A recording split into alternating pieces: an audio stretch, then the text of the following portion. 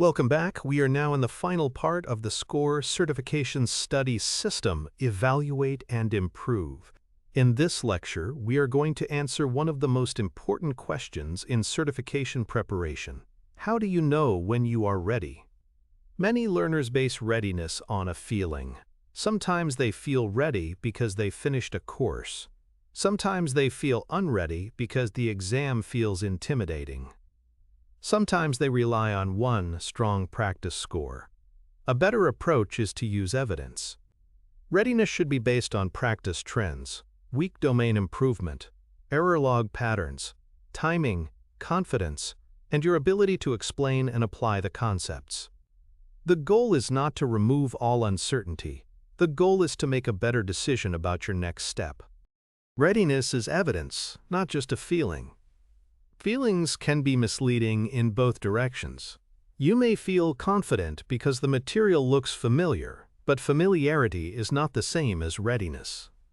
You may also feel nervous because the exam matters, even when your preparation evidence is actually strong. So instead of asking only, "Do I feel ready?" ask what evidence you have. What do your recent practice results show? Are your weak domains improving? Are the same mistakes declining? Can you answer questions under time pressure? Can you explain the major concepts without notes? This does not mean you need to feel perfectly confident. It means your decision should be guided by signals you can see and review. The first readiness signal is stable practice performance. One strong score is encouraging, but it is not enough by itself. You want to see whether your recent practice results are reasonably consistent. Are your scores improving? Are they stable? Or are they jumping up and down in a way that suggests uneven understanding? Also pay attention to the source of the questions. If you repeat the same question bank many times, your score may improve because the questions are familiar. That can create false confidence. Look at domain performance too. A strong average score can hide a weak high-weight domain. For example, you may do well overall but still struggle with identity, networking, security, monitoring, or architecture scenarios.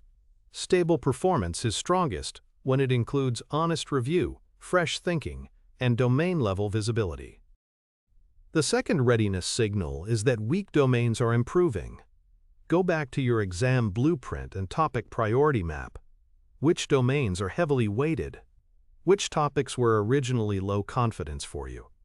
Which areas appeared most often in your error log? Now ask whether those areas are improving. Improvement may show up as better practice results, fewer missed questions, clearer teach-back explanations, or fewer repeated entries in your error log. This matters because final review should not be generic. It should focus on weak areas that matter most to the exam. If a high-weight domain is still consistently weak, that is a warning sign. It does not automatically mean you cannot take the exam, but it does mean your next review block should be targeted. The third readiness signal is that error patterns are declining. This is where your error log becomes very useful. Do not only look at how many questions you missed in one session. Look at what is repeating over time. Are you missing the same type of question again and again? Are the same domains showing up? Are the same mistake categories appearing, such as comparison gaps, scenario judgment, reading errors, or timing issues? If the same patterns continue, your corrections may not be solving the real issue yet.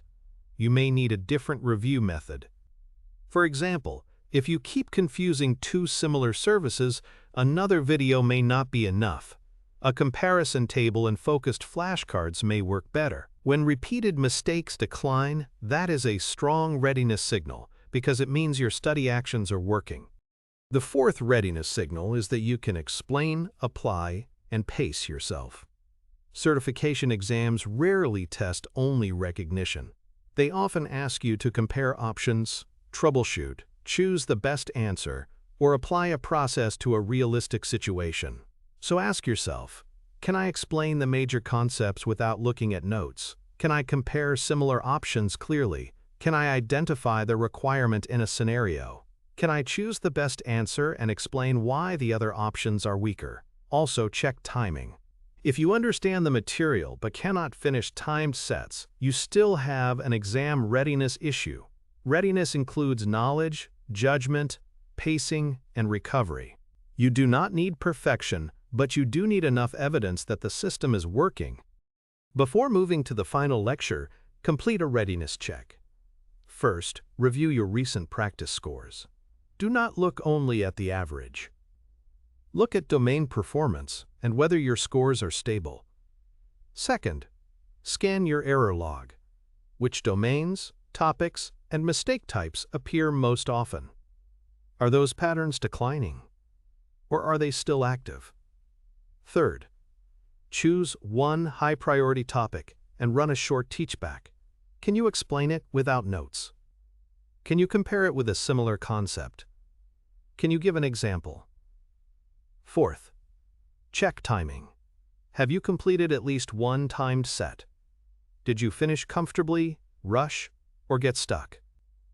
Finally, choose the next action. If the evidence looks strong, move into final review. If the evidence is mixed, schedule one more targeted review loop. That wraps up this lesson.